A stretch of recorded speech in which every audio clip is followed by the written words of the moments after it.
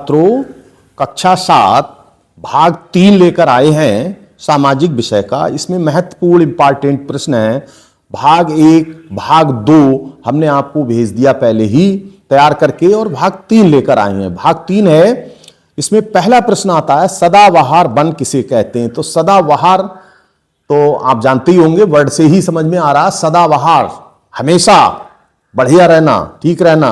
तो सदाबहार वृक्ष वह वृक्ष होते हैं, वन होते हैं जो सदा हरे भरे रहते हैं।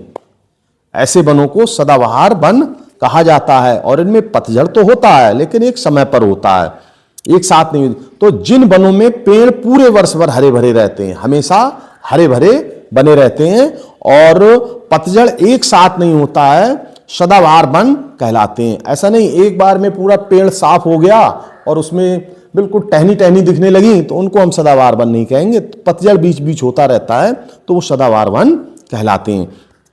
अगला है टैगा प्रदेश में कृषि क्यों विकसित नहीं है।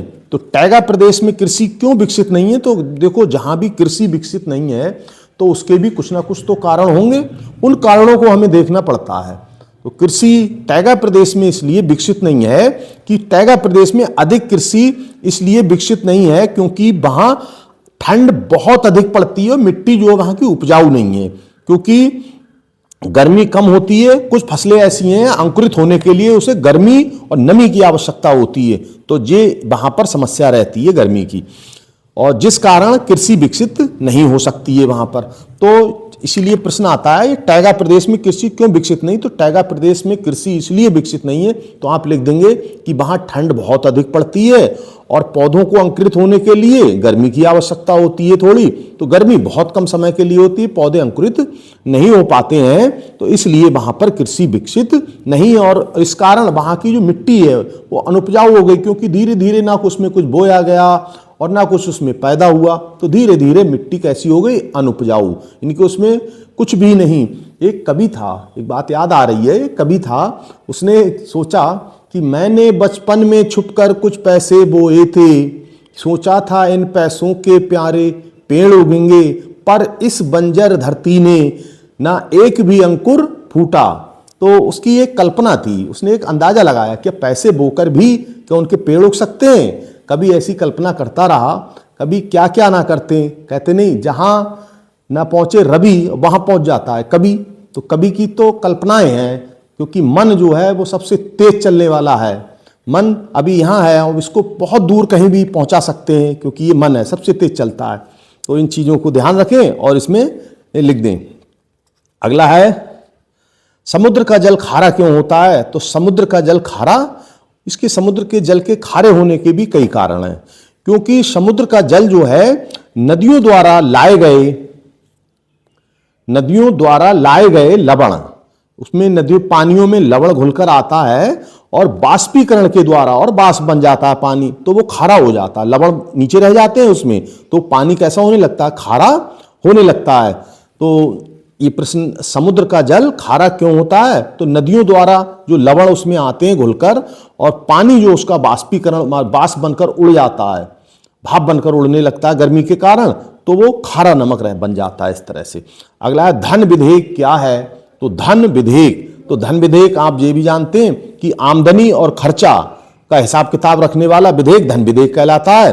और उसमें क्या है, धन विधेयक वह विधेयक होता है जिसमें सरकार के धन से संबंधित विषय शामिल रहते हैं, सरकार के धन से संबंधित विषय शामिल रहते हैं, जैसे कर लगाना, सरकारी धन खर्च करना इत्यादि, ये सारी चीजें इसमें आ जाती हैं। अगला इसका प्रश्न आता है तरंग कैसे बनती हैं। तरंगे, तो तरंगे बहुत आसान प्रश्न है ऐसे, तरंगे कैसे बनती हैं। तो तरंगे जो है आपने ये देखा होगा, कभी आप तालाब या ठहरे हुए पानी में कोई कंकड़ या पत्थर मारे तो उसमें एक प्रकार की घूमने गोल गोल गोल गोल वो तरंगे दूर के लिए उठने लगती हैं। इस तरह से आप देखेंगे तो ऐसे गोल गोल गोल तरंगे ऐसे उसमें उठने लगती हैं, तो इन्हें तरंगे ही कहा जाता है। और वो उसके कारण हो सकते हैं जब हवा समुद्र के पानी को धक्का देती है, समुद्र का पानी है और हवा पीछे से चल रही है, इसमें बहुत तेजी से जो हवा चलती है, तो ये समुद्र का पानी आगे के लिए धकता है तो लहरों के रूप में उठता है। ये क्रिया आपने वहां भी देखी होगी जाके,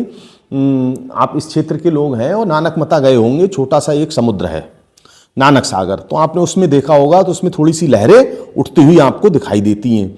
और नहीं देखा हो तो कभी पूर्णागिरि धाम या उधर कहीं जाएं और वहाँ देख कर आएँ, क्योंकि हम बहुत बड़े समुद्रों को नहीं देख सकते, लेकिन हमारे पास में एक छोटा समुद्र है तो उसे पिकनिक तौर पर जाकर देख सकते हैं, जिससे हमें उसकी कुछ जानकारी प्राप्त हो। तो धक्का देती है तो पानी ऊपर नीचे उठता है, पानी ऊपर उठता है नीचे गिरता है, इसी से तरंगे लहरें बनती हैं। तो ये बात समझ में आ गई होगी आपकी। अगला प्रश्न आता है आपका, चक्रवात विनाशकारी क्यों होते हैं? चक्रवात विनाशकारी क्यों होते हैं?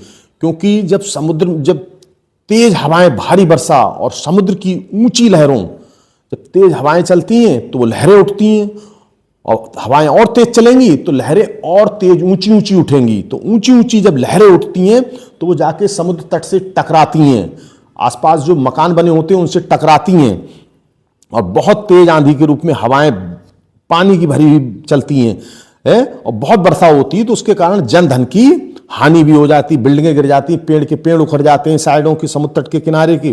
तो सरकार अलर्ट कर देती है कि चक्रवात आने वाला है और अपने अपने घर खाली कर दें और सुरक्षित स्थानों पर चले जाएं। तो ये सरकार का अपना। अगला है इसमें, वायुमंडल में कौन कौन सी गैसें होती हैं? तो वायुमंडल में मुख्यतः 3 गैसें पाई जाती हैं। तो 3 गैसें तो बहुत हैं, लेकिन 3 गैसों के रूप में बांट दिया। एक तो आपकी नाइट्रोजन गैस होती है जो सबसे अधिक मात्रा में होती है, 78% होती है, और ऑक्सीजन गैस होती है तो ये जो है 21% होती है।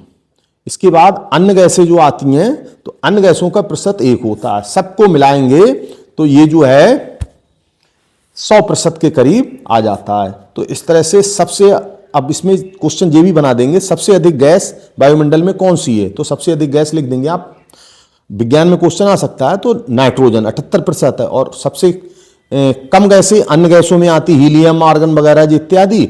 लेकिन ये पूछ सकते हैं नाइट्रोजन के बाद कम गैस कौन सी है? तो ऑक्सीजन। तो इस तरह से, और सबसे ज्यादा उपयोगी तो भाई नाइट्रोजन भी है, ऑक्सीजन भी है। नाइट्रोजन से पेड़ पौधों के विकास के लिए, वन पर्यावरण इसकी सबके विकास में सहयोगी है, और ऑक्सीजन तो प्राणवायु है, जीवनदायिनी है, तो ये तो बहुत ही महत्वपूर्ण है। तो जो भी चीज प्रकृति में है तो सभी उपयोगी। अगला प्रश्न आता है इसमें, हाँ, वायुमंडल में ऑक्सीजन 21%, नाइट्रोजन 78%, अन्य गैसें 1% होती हैं। तो इस तरह से ये आपका ये सेट आपका समाप्त होता है। ये आपका है तीसरा सेट, और इसके बाद एक सेट और है, चौथा सेट है, उसमें कुछ क्वेश्चन है वो हम लेकर आए हैं। तो इन सेटों को जरूर तैयार कर लेना, और परीक्षा की कोई चिंता मत करना। जितना हमने मटेरियल भेजा है आप इतना ही तैयार करके और परीक्षा देने चले जाना, और फिर आके फिर देखना आपका पेपर कैसा हुआ है। ठीक है, और चैनल को जो है सब्सक्राइब जरूर कर दें। बस इतना ही हम आपसे कहते हैं बार बार, चैनल को सब्सक्राइब कर दें, शेयर कर दें और लाइक कर दें। धन्यवाद।